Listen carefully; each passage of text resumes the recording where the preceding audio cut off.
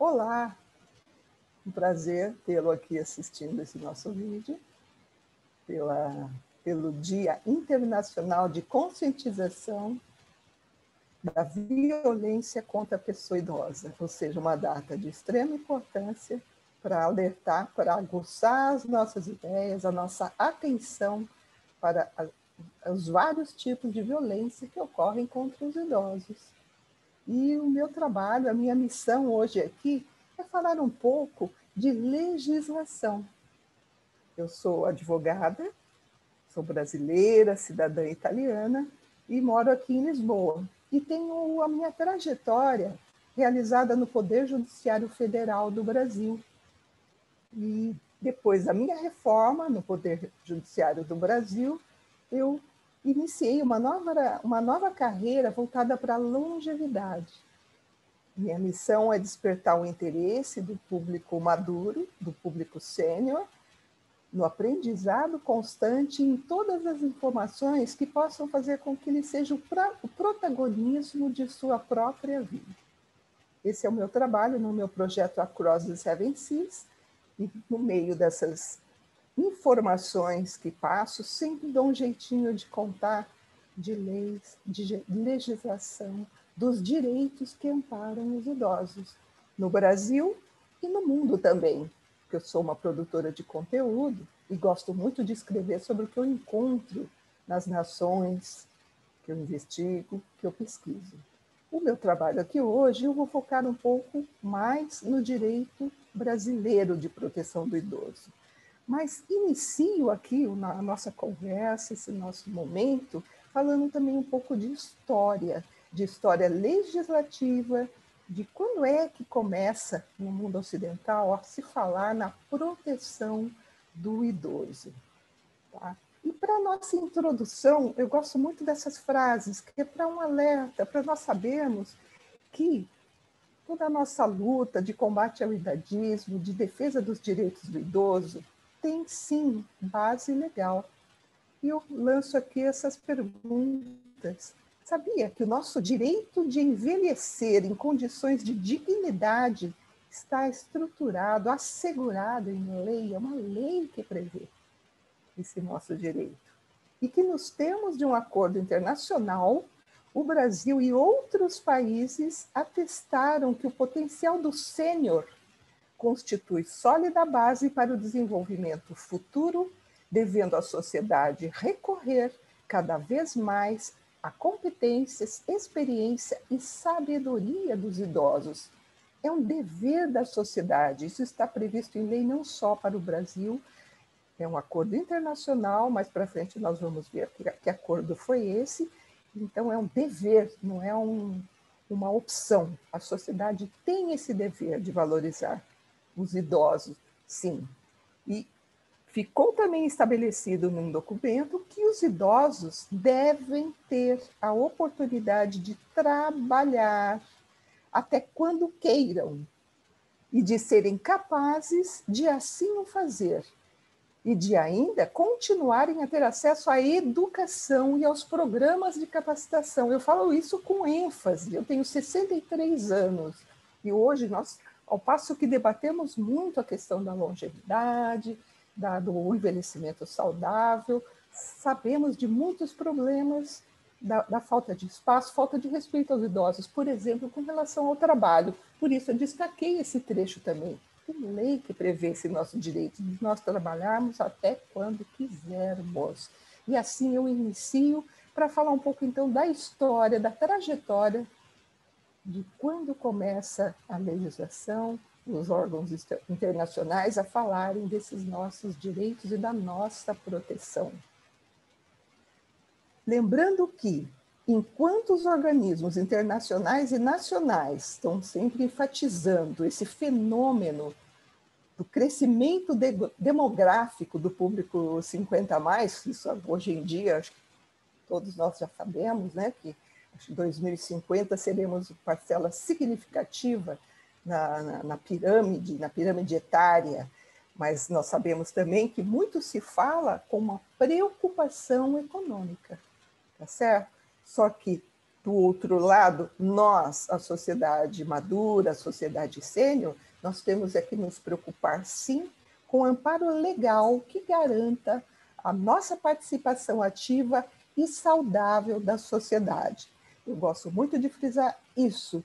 As leis são boas, são necessárias, elas estão aí, algumas mais bem detalhadas do que outras, mas nada acontece se não existir a ação, se ela não for colocada em prática. E veja só, em 1973, na Assembleia da ONU, os países, pela primeira vez, são alertados quanto à necessidade de proteger os direitos e o bem-estar das pessoas mais velhas. Só fomos alertados em 73. Quase 10 anos depois, em 82, também surge a primeira Assembleia Mundial sobre o Envelhecimento. Ocorreu em Viena, e de lá surge já um plano, a gente já começa a ver materialização daqueles alertas e tudo mais. Já surge um plano internacional sobre o envelhecimento. E, a partir daí, ele surge como uma base para políticas para a pessoa idosa no plano internacional. Depois de quase 10 anos de novo, eu gosto de ressaltar isso, olha só o intervalo, meio que de 10 em 10 anos. Né? Ou seja, é fácil da gente entender isso. Né? A população era muito mais jovem, não se preocupava tanto com isso. Em 91, a ONU lança a sua segunda Assembleia Internacional sobre o Envelhecimento e já faz uma carta de princípios para as pessoas idosas. Esse plano foi chamado de Plano de Ação Internacional para o Envelhecimento. São documentos fundamentais. Lá atrás, em 73, já vimos os alertas. De 10 em 10 anos, paciência, né? Mas a coisa foi evoluindo, tá? E surge já, então, um caminho, um plano de ação, olha a palavra, ação, plano de ação internacional, ou seja, as nações participantes da ONU já voltam para casa com instrumentos na mão para colocar em prática. Em 2002, estamos aqui falando no plano internacional, a segunda Assembleia Mundial sobre o Envelhecimento da ONU, em Madrid, estabelece outro plano fundamental na legislação de proteção do idoso, que é o Plano de Ação Internacional para o Envelhecimento, com a seguinte observação: foi adotado por todos os países membros daquela Assembleia. Ou seja, em 2002, de novo, quase 10 anos depois, saem de lá as nações com a assinatura, com o endosso desses planos. Olha a responsabilidade, já saem de lá com a obrigação de colocarem em prática. Tá certo? Então, vamos lá agora, vamos para o Brasil. Tudo começa lá na nossa atual Constituição Federal, que foi promulgada em 1988, e pela primeira vez surge a proteção social aos idosos, estabelecida como um dever do Estado e direito do cidadão, certo? Então, ali está a nossa semente, a semente da proteção legislativa, o amparo legal à proteção do idoso, surge lá em 88. O Brasil, participante da ONU, membro da ONU, esteve em todas aquelas assembleias, e a cada vez que voltava das assembleias, fazia ali a sua lição de casa, vamos dizer assim, materializava um pouco. É colocado na nossa Constituição de 1988, e eu gosto de destacar esses dois artigos, o 229, que mostra, pela primeira vez num termo de lei, estabelece aos filhos maiores o dever de ajudar e amparar os pais na velhice, carência ou enfermidade. Sabemos que uma Constituição não é uma lei ordinária, é uma lei maior, é a base da legislação de todos os países, no caso aqui eu falo da legislação do Brasil. E no artigo 230 fica estipulado que a família, a sociedade e o Estado têm o dever de amparar as pessoas idosas. Ouvimos a palavra dever lá nos planos internacionais, agora ela já surge numa Carta Magna brasileira. Dever, olha Olha só a força dessa palavra. E é daí que as leis ordinárias surgem como, né? Surgem, como foi o caso do Estatuto do Idoso, né? Com base na nossa Constituição Federal, o Estatuto do Idoso, em 2013, ele vai fazer 18 anos, agora em outubro.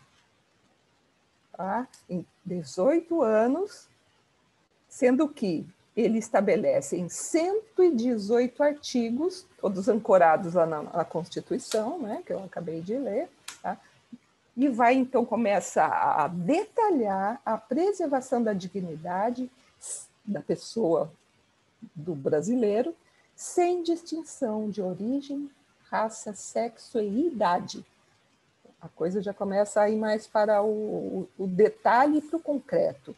Foram assegurados, né, no Estatuto do Idoso o direito à saúde, ao trabalho, à igualdade, à educação, à participação política, ao desenvolvimento, à valorização de sua condição econômica, a viver livre de violência e ao meio ambiente acessível. Parece tudo muito óbvio, mas veja, tudo isso é muito necessário. Eu vejo o valor das leis e o valor desse detalhe.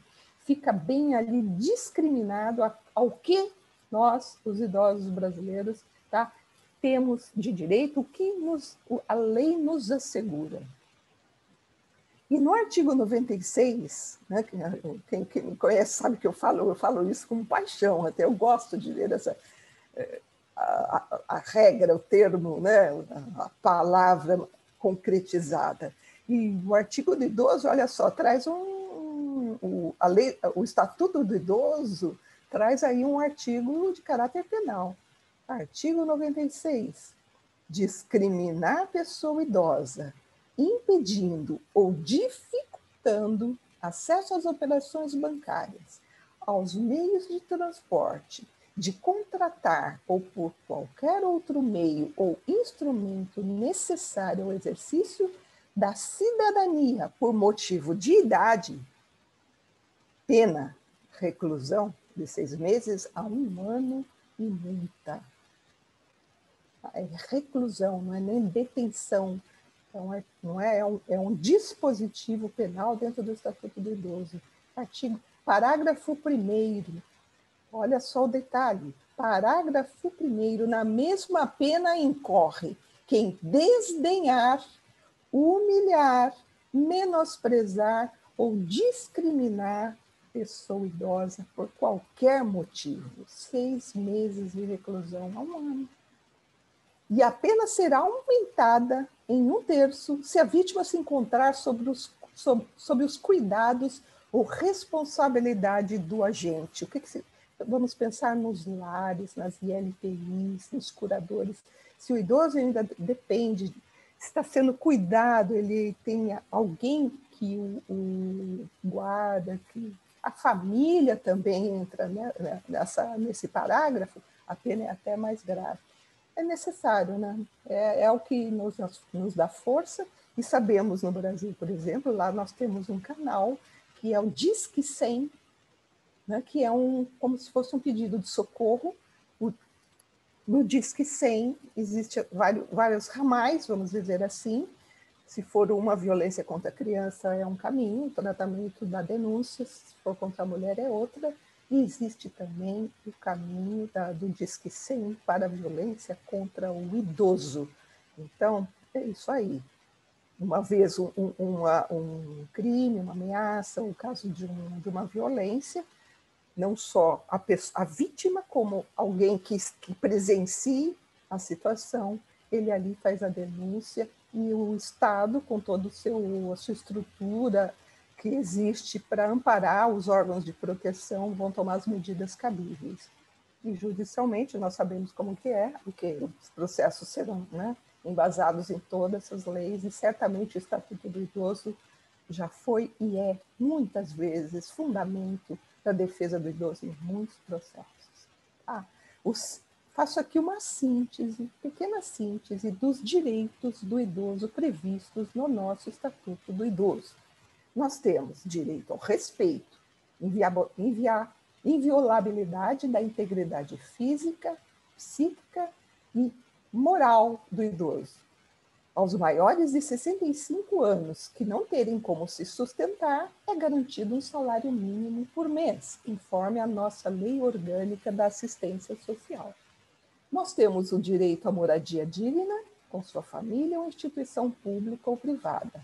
Direito à gratuidade de medicamentos, próteses e quaisquer recursos relativos a tratamento, habilitação ou reabilitação do idoso nas esferas públicas. E temos prioridade de aquisição de imóvel em programas habitacionais com dinheiro público. São só alguns, certo? Mas eu destaquei esses porque, né, chamam bem a atenção, né? Tem muito mais. E os deveres da sociedade civil e do Estado? Eu sempre estou aqui falando em dever, vamos ver alguns desses dever. Se é dever, tem que cumprir. Deve-se assegurar com prioridade o direito à vida, à saúde, à educação, à cultura, ao trabalho, à cidadania, entre outros previstos a todos. Direito à educação, o idoso tem que estudar, tá? Tem que ter direito ao trabalho, sim, porque hoje, né, atualmente, nós sabemos que a longevidade não é só uma questão de fazer exercícios, não é? É desenvolvimento intelectual, estar participativo da sociedade, é se sentir protagonista. Então, tem que ter acesso a tudo isso. É dever garantir a dignidade e evitar tratamento desumano, violento ou constrangedor. Isso é para todos os seres humanos, mas é bom lembrar, né? O Estado tem o dever, a sociedade civil tem o dever de abordar no ensino o processo de envelhecimento e o respeito aos idosos, a fim de combater preconceito e produzir conhecimentos. Olha aí uma área que o Brasil está a desejar. Eu, sinceramente, eu desconheço. No ensino, nós estamos falando de ensinar quem? As crianças. Nós temos que colocar para as crianças esse dever, estar ciente da valorização da pessoa mais velha. A nossa cultura não é assim. Nós sabemos de outras culturas que o respeito ao idoso está ali plasmado, não há discussão. Mas, numa sociedade que isso ainda é frágil, vamos dizer assim, vamos enfatizar, vamos ensinar, colocar isso na escola, nos bancos da escola, sim. Então, o Estado tem o dever de abordar no ensino. Está aí um bom tema para a gente pesquisar a que ponto isso está sendo realizado, concretizado. Também tem o dever de atender à gratuidade dos maiores de 65 anos nos transportes coletivos e urbanos. Muitas cidades facultavam essa gratuidade nos transportes para os 60 anos acima, né? Não sei, São Paulo era 60 anos, atualmente houve uma discussão, um debate querendo ir para os 65 anos, não sei se isso mudou, mas temos direito a essa gratuidade a partir dos 65 anos. Está proibida a discriminação em um limite de idade no emprego e concurso, proibido, então concurso público não há limite de idade, né? E a mesma coisa no emprego, isso nunca, apesar, nós sabemos que há a discriminação etária nos trabalhos, mas ela é uma coisa velada, né?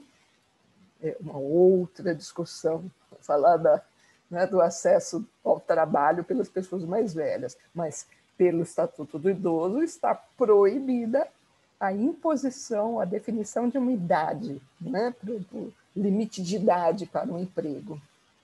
E está proibida a cobrança de valores diferenciados em razão da idade nos planos de saúde. Já tivemos muitos processos no Brasil com relação a planos de saúde pela majoração, pelo excesso na cobrança, no custo dos planos em função da idade das pessoas.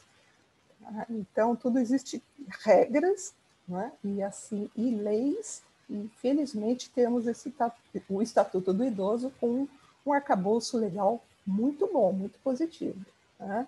E vamos ver ele então na prática, lembra? Né? Todo o tempo eu estou aqui a falar isso. É muito bom, precisamos da lei, elas estão aí, só que o termo da lei para o nosso dia a dia, né, precisa dos gestores, precisamos das políticas públicas, né, é a partir daí que nas várias esferas administrativas, tudo isso vai sendo materializado, tá certo? Então, precisa também do quê? Da nossa vigilância, da nossa participação, do nosso ativismo, porque é muito fácil a gente reclamar. Peraí, mas a forma de também colocar a mão na massa e trabalhar para que tudo isso seja concretizado. Então, vamos lá. Em 2009, o Terceiro Plano Nacional de Direitos Humanos acolheu a valorização da pessoa idosa e a promoção de sua participação na sociedade como objetivo estratégico. Tá? E é a partir daí que os direitos das pessoas idosas no Brasil passam a ser legalmente considerados como direitos humanos. Cada vez mais, olha só como vai sendo fortalecida. Nós, infelizmente, no mundo, vamos dizer assim, o ser humano ainda precisa, quem dera nós estivéssemos numa evolução moral, que não precisasse ter que escrever tudo isso. Direitos humanos do mundo, de todos os seres vivos, de todos os seres, né, de todos os humanos vivos. Mas precisamos ainda, o ser humano ainda precisa, né, em muitas sociedades, como no caso do Brasil, como eu estou a dizer aqui, precisamos que tudo isso esteja materializado numa lei, que é o que dá mais força ainda para nós buscarmos os nossos direitos, exercermos a nossa cidadania. Em 2010, então, institui-se o Fundo Nacional do Idoso, com o objetivo de financiar programas e ações ao idoso. Já vem, que beleza. Falou em fundo, o que a gente já percebe? É dinheiro, ou seja, já começa a ter definições, regras, normas, né, com destinação de verbas públicas para todas as iniciativas que estiverem fundamentadas no Estatuto do Idoso e com missão a defesa do idoso, a defesa, o desenvolvimento, o crescimento. Então, 2010 foi um ano muito importante, porque a partir daí, nós, fácil de percebermos que é a partir daí que começamos, então, a poder construir a forma de viabilizar todo o acesso àquilo que nós lemos até agora e a fiscalização, que tem isso também. Se vai ter um dinheiro público, se vamos lá precisar do erário, um cofre público, para financiar essas ações, sejam quais forem, vamos precisar também de fiscalização. Isso é uma coisa natural e tem que ser assim mesmo. Tá? O Conselho Nacional dos Direitos da Pessoa Idosa Nacional, estou falando então Brasil, da nossa nação, é um instituto, vamos dizer assim, é uma organização essencial para a materialização de todos os direitos que vimos e todas as benesses não, de todo o regramento que o Estatuto do Idoso ali previu para nós. Tá? Então, por meio desse conselho, que é um órgão superior, natureza e deliberação colegiada, tá? Que faz parte do Ministério da Mulher, da Família e dos Direitos Humanos, é ali, né, que surgem as diretrizes para a formulação e implementação da Política Nacional da Pessoa Idosa. Lembra que nós falamos? Precisamos do quê? Políticas públicas. A lei está feita, tá certo? Só que da lei não acontece nada. Nós precisamos dos gestores, das equipes e dos órgãos pensantes para concretizarem, de alguma forma, tudo aquilo para que chegue no cidadão idoso.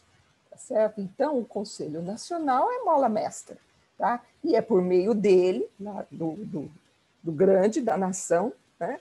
Que vai, então, é o grande guarda-chuva, vamos pensar assim, que nós vamos chegando aos conselhos municipais. Já está chegando perto de mim, tá certo? Então, os conselhos municipais, né, subordinados ao Conselho Nacional do Idoso, é que vai, então, aplicar aquele fundo, É no Conselho Municipal que vai surgir o apoio a projetos, a iniciativas de defesa do direito do idoso, iniciativas de defesa do idoso, aplicação desses fundos e fiscalização, como eu falei. Se entra um dinheiro público, é lógico que precisa fazer essa fiscalização. E aí já estamos o quê? Na esfera municipal. Quem vai ser beneficiado? O cidadão. E eu posso fazer parte desses conselhos. É um conselho, um coletivo, um colegiado. E o cidadão tem toda uma proporção dos membros que participam, e uma parcela são cidadãos. Por exemplo, dia 11 e 12 agora, de junho, nós vamos ter uma eleição no Conselho Municipal do Idoso de São Paulo, e eu tenho várias amigas que são candidatas, tá? Amigas atuantes na defesa do idoso e tudo mais. É no Conselho, então, Municipal que de novo, é por meio do Conselho Municipal, com todas as suas ações, os seus projetos, com a nossa participação, com a participação da sociedade, compondo esse colegiado. Qualquer cidadão ali pode se candidatar, tá certo? E aí vai fazer o quê? Ser responsável, olha só, responsável pela aplicação desse fundo, pela aprovação dos projetos que chegarem até ali e fiscalização também. É aquilo lá, é muito bom, né? Temos lá as leis, temos uma política estabelecida, tá certo? Mas nada acontece se nós não nos envolvermos. E no caso do Estatuto do Idoso, a mexida nesse detalhe, ou seja, ele vai possibilitando a formação desses conselhos e que vai chegar até a formação, a concretização de ações e iniciativas para a proteção do idoso. Tá? E o fundo, ou seja, o dinheiro lá do município, o Fundo Municipal do Idoso, como já falei, o objetivo é financiar os projetos. Quando se fala em complementares, muitos projetos são públicos, já vem do Estado, do município, mesmo nacional, mas fora isso precisa do que são as iniciativas, não importa, né? Qualquer iniciativa destinada a uma startup, uma empresa que tenha lá a sua missão, trabalhar na defesa do idoso com um projeto que seja interessante, né, do ponto de vista do enquadramento aí, do que a lei prevê, pode receber esse fundo. Tem lá os editais, eles se candidatam, tá certo? Podem sim, podem vir a receber um dinheiro que é o Fundo Municipal do Idoso. Olha só o que eu localizei. Os projetos, né, em 2019, no Brasil, esses projetos complementares chancelados, projetos chancelados foram aprovados. O Brasil destinou mais de 3 milhões de reais pelo Fundo Municipal do Idoso. Em toda a nação, o Fundo Municipal, todos os fundos municipais do idoso do Brasil chegaram, então, a destinar mais de 3 milhões de reais para o quê? Ações, iniciativas na proteção do idoso. Bom, muito bom, não? Eu fico feliz. Olha só, aqui é uma tela do site da cidade de São Paulo. E tem ali, né, tem várias abas, várias ações, mas eu concentrei aqui no Grande Conselho do Idoso, Fundo Municipal do Idoso e um pedacinho, aqui tem um trechinho do programa São Paulo Amigo do Idoso, um dos projetos. E tem, então, o apoio, tem o aporte, né, do fundo, o dinheiro que vem aí destinado à proteção do idoso. Isso é muito importante. Eu vejo isso de muito valor. Nós temos a regra, temos a norma, tá certo? E a ação, certo? O que precisamos? Então, mais uma vez, estarmos vigilantes ali, tomando conta, conferindo, vendo e participando também, por que não? Quem tiver lá o seu projeto que se candidate, tá certo? O instrumento está feito. certo? E agora, já finalizando aqui a nossa conversa, eu não sei se viu, mas em março a ONU lança a campanha global de combate ao idadismo. As ações, elas estão vindo na defesa do idoso, tenho visto que elas não estão lá mais levando de 10 em 10 anos, elas estão vindo mais rapidamente. Lembra que a faixa etária dos mais velhos vai ser superior aos mais jovens, não demora muito. Mas olha só que a campanha global do combate ao idadismo pela ONU é um instrumento que todos precisamos conhecer, não só para a ciência, tá certo? Mas a profundidade com que foi feita, o detalhamento, explicação sobre o idadismo é um documento primordial para o nosso conhecimento, tá certo? E para a nossa ação. O tempo todo aqui eu falei em ação. Ela é um documento que nos auxilia a agirmos. Com instrumentos, eles chamam de toolkits, né? Que são formas de agir pelo idadismo, ideias, caminhos que nos possibilita essa ação. Eu não sei como que eu vou ser ativista, como que eu vou... Busque na internet campanha global de combate ao idadismo e leia. E eu só trouxe esse pedacinho, tá? As estratégias para reduzir o idadismo, olha o que a ONU já coloca: política e legislação. Olha como eu fico feliz, né? A lei é necessária, precisamos da lei, tá certo? Então, a política, é lógico que é pela política, vamos chegar à legislação, o termo da lei, e aí voltamos lá ao Estatuto do Idoso, um documento forte, um documento de muito poder que devemos respeitar e lembrarmos dele na nossa defesa. A segunda estratégia, intervenções educacionais, lembra lá num dos deveres do Estado brasileiro, é inserir na educação a conscientização do respeito e da valorização da pessoa mais velha, não é isso, ação? Isso é óbvio, tem que ir para a educação.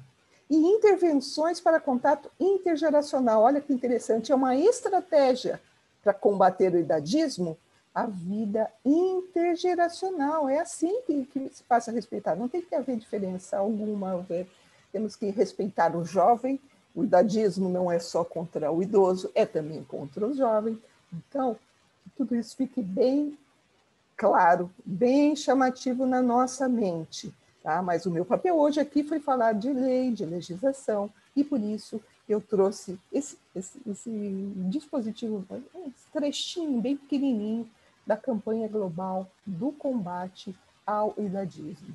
Então, eu agradeço aqui o seu tempo a me ouvir, tá? Para ter paciência para o que eu falei várias vezes, e vou encerrar de novo falando: há trabalho a fazer.